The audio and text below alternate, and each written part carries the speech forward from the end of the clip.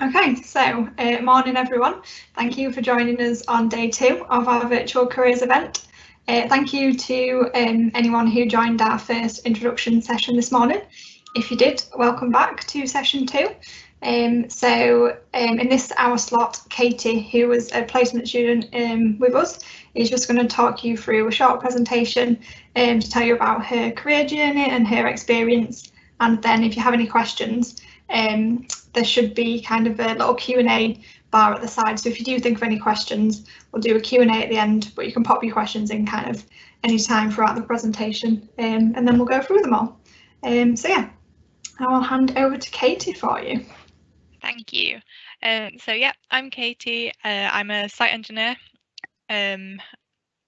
So my journey at Bentley so far, I started in August 2018 as a placement student. I then stayed with them right until September when I went back to uni to complete my 3rd year. And then in August this year, I started back after graduating in July.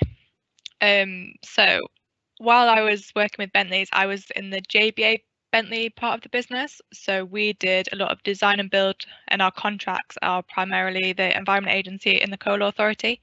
So I did do a little bit of design as well.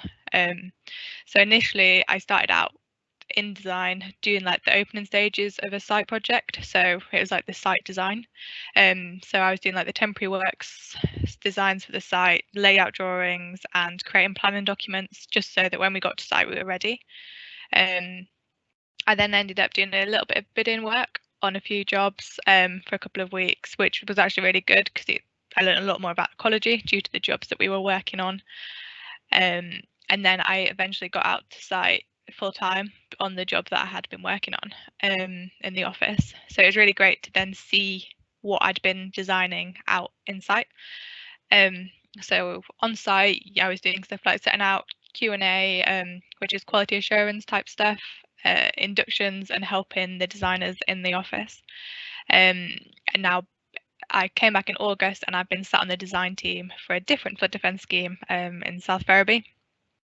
So far I've had quite a wide array of experience, which is good. So after finishing my placement and going back to uni, I think it really helped me going back into 3rd year. I was ready for a break from studying because I'd done my A-levels and then gone straight to uni. So, education since 5, I was ready for a break.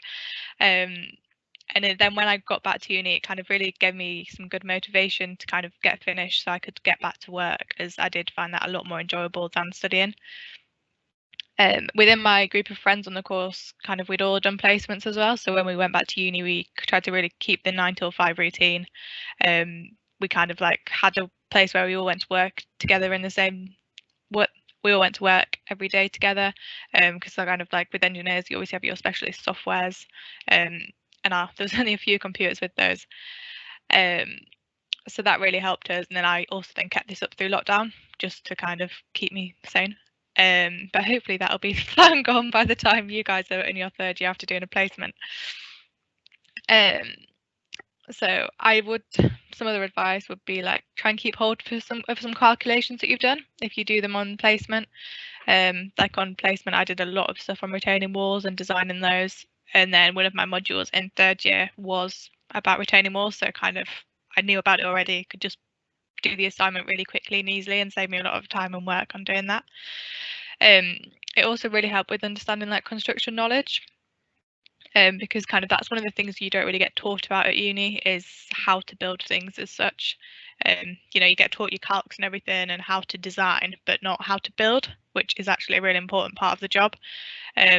So which is why being on site helps so much. Like one of our big group projects last year was design a hotel in central London. So within that as well, because all of my friends had done different placements, specialising in different areas, we all felt like we had a really key area we could all focus on. So we ended up doing really well in that coursework. It also helped really cement some stuff that I'd been struggling with at uni, like some concepts. So I don't know about you, but for me, you get taught BIM, which when you get taught it through lectures, just sounds really complex and terrifying. But then as soon as you actually use it and you see it in practice, it actually makes so much more sense. And kind of we all went back in third year. I'm like, oh, this was really easy, actually, wasn't it? But anyway. So my most interesting project I worked on was probably the Bentley's pumping station one. So this is the one that I started out designing in the office and then went out and saw it through on site. So it's still in progress at the minute. I think it's coming in at about 7.8 million. So there's a lot of different types of works involved. There's earthwork, structural refurbishment, a lot of mechanical input in this project. So it's really interesting just to see kind of how it all collided on site as well. And there was obviously all the structural infrastructure to support the mechanical bits. That you can see the yellow walkway on my screen. I'm pointing at it, but I don't know if you can see that. So this all had to be raised up because it's actually in a flood corridor. So this also presented problems on site. If we flooded, we had to have all the temporary defences in place. So this is a wider angle of the site. This is from a video taken in June 2019. Kind of every couple of months they'd send drone surveys out to create videos. So the engineers still on that site now keep sending me the video updates, which is quite nice because you can see how it's coming and how it's nearly finished, which is exciting. So on the left hand side and the right hand side, you can see the two big flood embankments, and the site and the pumping station is literally in a flood corridor. So when it floods, the old pumping station that was there, you couldn't actually access if anything went wrong because the access track is in the bottom right. So we were commissioned to improve and refurbish the pumping station because that was 60, 70 years old. And it had been built by prisoners of war in the 1950s. So it was ready to be refurbished. So we put in a big flood embankment through the centre, which you can see on this slide. So the large silver culverts were one of my main areas of work, setting them out and doing all the QA on those. I think there was about 1,000 bolts in each pipe of that. But that was a big carbon saving design. You can also see the temporary work system being dismantled on this picture because this is from August this year. So we're now in the closing stages of the project. So these photos show the same area of works, just from slightly different angles. So the behind photo is from June 2019, and the front is August 2020. So you can see just how much work has gone into it. So it's all raised up. You can see the old pumping station shell in the back photo, which is now under this yellow screen. So yeah, all the equipment is up at a 1 in 200 year flood level, and that was mainly mechanical, but we put in all the structural infrastructure for it. So a typical day in the life of a placement student. Kind of when you're on site, the only set thing is what time you start. So at 7:30 we'd have our morning briefing. So your site manager would map out the plan for the day and make you aware of any deliveries coming in. What you should be looking out for so you can check them that the right thing's been delivered, so it doesn't cause delays on site. Then we could just have a general catch up as well. So if things went wrong the day before, you find out why, what you can do to make them better, and things like that. So it's actually a really important part of the day because it's the only time that everyone's all together, because otherwise you're just out and about. The daily tasks would vary quite a lot, which was good because it meant you weren't bored and it didn't get repetitive. So if we had new subbies or someone new on site, we would be conducting inductions and things like that, so they could go out onto the site and work safely. If designers came from the office, we do inductions for them, and then we take them out on site and kind of give them a tour, because when you are in the office, it's hard to always know what's going on site. Like at the minute, we're just getting a lot of pictures through, which is nice, and we kind of do a Teams tour every week to do pictures on the project I'm working at the minute. But that's kind of like a newer thing. whereas designers kind of pre-COVID, kind of it was a bit hard to always know what was going on, and it's just really good to see what's going on site as well, and all the different elements, because you kind of just focus on one element sometimes in design. What else?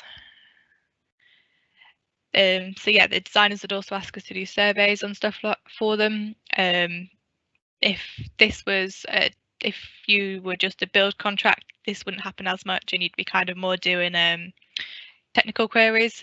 So if things they designed you want to query, you'd have to like write a report and send those off. Whereas when it's design and build, it's a little bit easier. Always monitoring surveys we'd have to do. Kind of like we were going through a network rail bridge, so we had to make sure that wasn't moving. So that was something that would be done weekly. But yeah, it varied a lot. And then obviously home time was usually pretty set. So why to choose a placement at Bentley's? I had a great time at Bentley's on my placement, and I've come back. I felt really valued by my colleagues and felt like I really learned a lot. I've not had a negative interaction with anyone at the company, which I think is a good thing, because from stories I've heard from other people, kind of they have sometimes with the people they work for.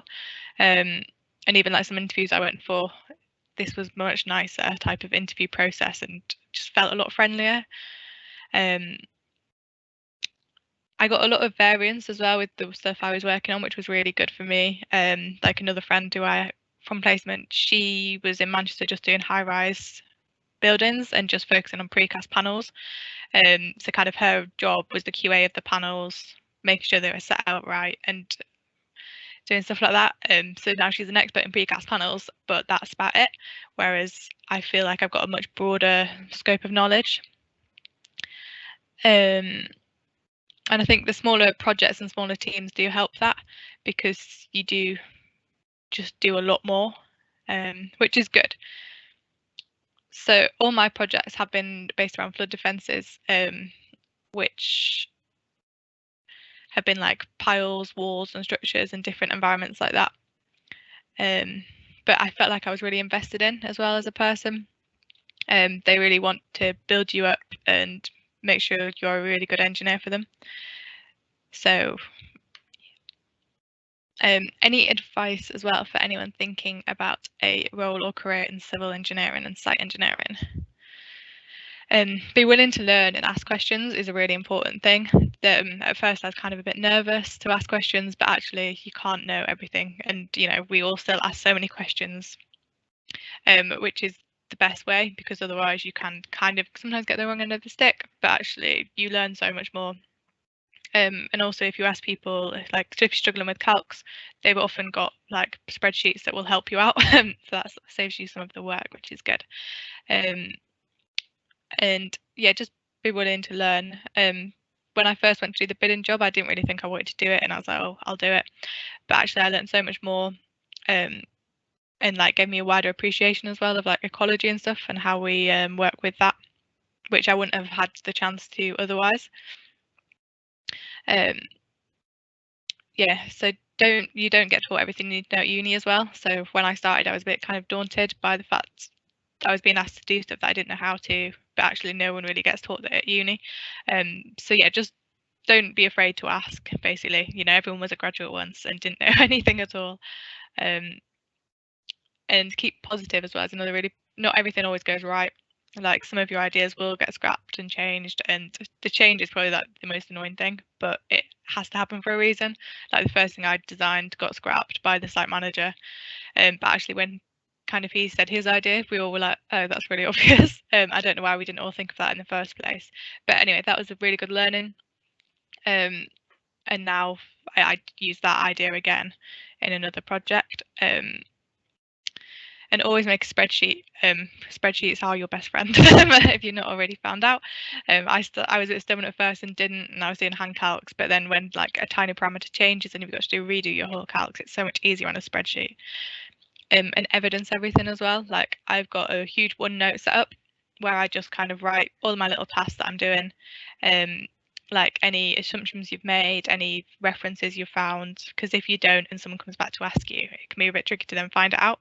And also if you have to kind of do reports for your placement, like I know my uni asks for like a monthly update, that'll just help with that as well, because you can see what you've been doing, and it'll also help with ICE when you're evidencing things. Trying to remember what you've done, because it sometimes can be a bit hard, like trying to write this presentation and thinking back to my placement and everything I did, because I did so much, but it's trying to remember all the little bits as well. There's a lot of jargon as well, so just keep asking questions is probably the biggest thing. Because even the like top designers and my project managers now still ask all the questions, and you can't learn everything. So yes, is there any questions? Thank you, Katie, that was really good. How long have you been back then? Did you like rejoin earlier this year? I joined in August, Okay. so I've just been working from home. How has that been for you? Has it been all right? Yeah, it has been all right. I think for me it's been better because I knew everyone as well. So the team that I'm now sat in, because I was a placement student, I've known everyone. But you know, we still speak every day as if you're in the office. Kind of, we have a daily meeting. So yeah, it is a bit weird. It was a bit weird to get used to, but it is really nice. It saves on the commute, which I enjoy, prefer. So no, it is good. And yeah, I think there's a lot of good things that will come out of it as well, working from home. I think kind of you've got a better connection with the site, because now I'm sat on the design side of it. The site manager, someone goes out once a week, takes loads of photos, and then we kind of have a run through, and so you can see the progress, which when I was in the office before, that kind of didn't happen. But it's a really good thing. Oh, good. So just a couple of questions. Okay. So why did you choose a placement at JN Bentley? I think you kind of mentioned that, but what was it that attracted you sort of to the business or to the role? Well, Bentley's is quite close to me, so I've kind of always seen it around as well, because I only lived half an hour from Skipton, which is their head office. But yeah, it was just a really friendly company. It's kind of, I'd spoken to a few people at careers events that they'd done in the area, so I applied for that reason. And yeah, it just sounded like a really nice company to work for. And it is.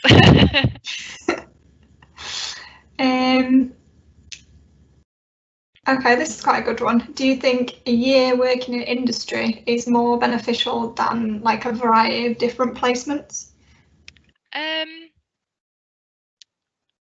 Yeah, I'd say working for one instead of a load of different ones. I guess I was quite lucky because we did a lot of different things at Bentley's as well. It's kind of not just like one thing, so I felt like I learned a lot. But it depends which companies kind of you're applying for. So like Bentley's, you would learn a wide variety even on one placement, but for some other companies you wouldn't. But it depends what you want to do. So I don't know, that's a hard one. Yeah. It depends if you're looking at like a site placement and a design placement, they'll be different. But if you're not sure, then maybe you should do both. But why did you choose civil engineering then? For me, I wanted to do something where I felt like I was having an impact. It was actually my geography teacher that suggested it when I was about 16, I think. And he kind of just introduced me to the idea of it, and I was like, started looking into it, and I did then think, oh yeah, that is something I want to do. Because yeah, I just want to not because I was looking at business as well, but I kind of wanted to do something that wasn't just making money, it was going to actually help people. So that's why I felt engineering was, because we obviously build flood defences, so it obviously saves people a lot of heartache when they don't get flooded anymore, which is a good thing. Yeah, that's good. What was it about sort of the water sector? Did you say that your friends had done kind of placements in different sort of industries? Yeah. So yeah, what was it? Did you look at any other industries, or kind of was it just the company sort of that attracted you? No, I did look at a few other industries, but the company was more attractive. I think the smaller company as well, rather than like your big ones like Balfour's and Mott MacDonald, not Mott MacDonald, because we are part of them. Langer Rock, sorry. I think you've just got the much closer atmosphere, which is a lot better. So what was the question? Looking at the different industries? Yeah, so kind of why the water sector, or why do you think it's good to kind of work in the water sector? Well, we're not going to run out of work with the flooding. So that's always good. And yeah, I think it's that thing of like protecting people as well. I'm not just building like a high-rise office block for someone to like rent out for extortionate rates. But yeah, flood defences, it's kind of, yeah, you're protecting people and environments, which for me is what was an important factor. That's a good answer, actually. What was the most difficult thing about going from uni kind of into the world of work? That's a good question. It was probably like just learning to ask. I struggled with at first anyway. And like that, you have a lot of support at Bentley's. Like I did feel really supported. To ask lots of questions. And then you do learn a lot. So the hardest thing from going uni to placement. I think if you had to move, that was some of my friends had to move, and that was quite a hard thing for them to do. I was lucky enough to stay at home. But yeah, it is different because at uni, you know, you don't always have to do the 9 till 5, whereas obviously when you work, you do. So that was a bit of a change, but then you do get your weekends, whereas at uni you don't always get your weekends, so that is nice instead. That's true. What about kind of like graduate roles? Did you do a placement at Bentley's kind of hoping to get a graduate role, or kind of what was you thinking? Yeah, that was my hoping, and then obviously because I enjoyed it as well, it then kind of made me confident that I wanted to stay with them. And it did save a lot of stress in third year as well, like trying to find a job. Like I know some of my friends had like interviews up and down the country, like all in the same week, and it cost a lot of money as well to go to the interviews. Like he wasn't bothered about where he was going. But yeah, I was really confident going into third year because I had my job, and it just did motivate me to just get it done. But I didn't even look at anywhere else, to be honest, because I was happy at Bentley's. That's good. And happy in the work that I was doing there. So yeah, it did help knowing I had but yeah, I did come into the placement hoping I would get a job at the end of it as well. That's good. I kind of was the same, so I did my placement 7 years ago, and I think you kind of have to treat it like, I mean, it's always great to do a placement and come back as a grad, but you kind of have to treat it a little bit like a year-long interview. Yeah. Kind of you get out of it, I think, what you put in a lot of the time. Yeah, definitely. But yeah, and that's yeah, if you work really hard and impress them, then yeah, you do get rewarded with a job at the end, which is just such a relief. Yeah, it's less stressful finally. Yeah, it's so much less stressful.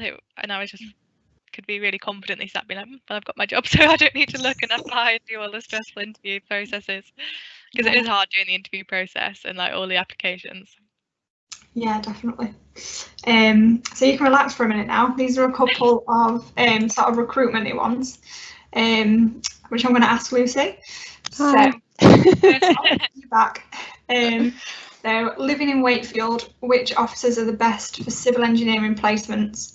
And kind of given the whole COVID situation, how maybe realistic is it for placements to kind of actually be available?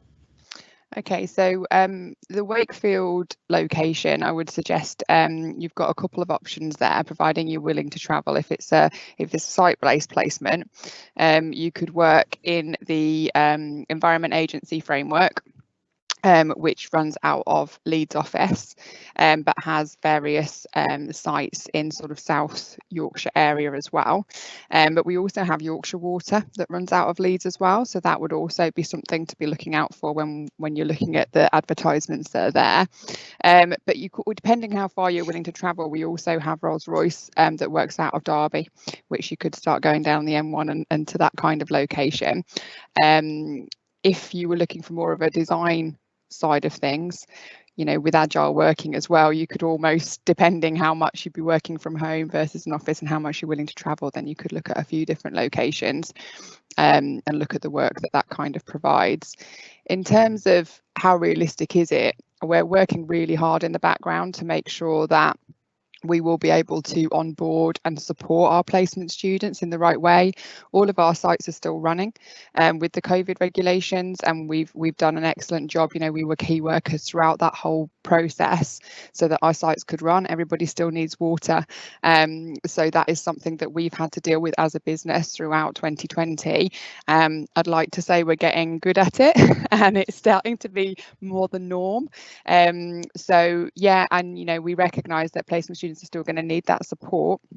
So there will be buddies or onboarding champions for you to make sure that you settle in and that you're able to kind of work with all of our systems and so forth. So we're changing everything to try and make that a really strong, realistic, positive experience for placement students. But the world can't stop turning, and we're very much aware of that. So it is very realistic, and we wouldn't be talking to you here today and looking to recruit because we see our early careers people. They are the future of our company. So yeah, it is going to be a realistic prospect for you. Thank you, Lucy. Another one for you then. Are there opportunities to work in a variety of sectors, and if so, kind of when do you specialise? Okay, so possibly Kate touched on it. You get quite a lot of different experience, and I think it depending. So if you're coming in as a placement, we'll try and rotate you through, but also without not allowing you to kind of see any projects from start to finish. Most of our placements will do a bit of a turn in design and in site works to try and give you that angle of deciding, because you don't obviously know necessarily when you're at uni, and that actual view can change as you go through your placement and you start to really see what you enjoy doing.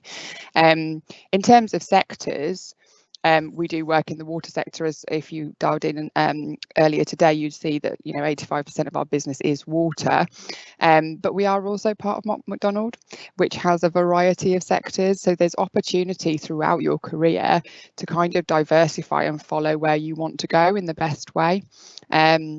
But yeah, if you're looking for a placement or a graduate opportunity in JN Bentley, I think you do need to be kind of thinking water is that in that sector, that industry that I'm really excited about, for it to give you best within your career would be my suggestion. Super, thank you. No worries. I'll just give it a couple more minutes, so if anyone has got any more questions, just pop those in the chat for us. One final one for you, Katie. Yeah. I think you kind of touched on this a little bit as well, but what advice would you give kind of on your application to get a role with us? Kind of what do you think would make students stand out? Oh, I don't know. I can't remember what I put on mine. Just make sure you tailor your CV to them. So I remember I looked at especially your cover letter, make sure that's don't just do your generic one, make sure it's like specified for Bentleys, and look at the projects that they're doing and if you're interested in one of them. But yeah, I'm trying to think. I can't remember what I put on mine. It was so long ago now. Yeah, neither can I. I think just kind of making it a bit more bespoke. Yeah. So I've seen a few applications where you've kind of left a different company off because you've obviously just sent it out to loads of different ones. So yeah, just that attention to detail, I think, and kind of making it a bit bespoke. And it's also, for me, when I'm looking at applications, I'm trying to understand who the person is, and if you just keep it just about your university qualifications and so forth, and you don't display where your passions lie and why you do those things and show me who you are as a person, it's very, very hard to decipher one person to the next. So I would say don't forget to put the personal touch on it and be afraid to show who you are, because ultimately, although you want a job with the right company that your personality, your core values, that fits. So if you write it in a very honest way, then you will probably get the recruiters will be able to sift through properly to get the right person and the right match. So sometimes it's almost worth spending more on one application than applying for 10 and just doing this generic cover letter. You might actually get much more of a hit. The goal is actually to get a job at the end of the day, not get 100 different offers and go through to 1 million assessment centres. So yeah, be a little bit choosy and put that energy into the right ones for yourself. Super. I think that is all the questions. So I think we'll finish there. So okay. Everyone's got a bit more of a break. The next session starts at 12, so you've got a little bit of time, and that will be with, I've forgotten his name. Hang on. I've forgotten as well now.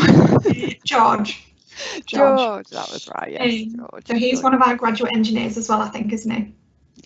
Yes, he has been with the company a few years. He's very engaging. He's a really enthusiastic guy. So it's and he's been on a few different frameworks. So it's definitely worth dialing in to listen to him as well. See his different journey. Everybody's journey is slightly different, but hopefully you'll start to see some themes coming through of what we're like to work as a company. So yeah, have a little bit of a break, and hopefully we will see you back soon. And thank you everyone for joining in, and thank you Katie for your presentation, and Lucy for helping with the Q&A. Last minute dialing. No worries. Thank you guys. Thanks everyone. Thank Bye. you.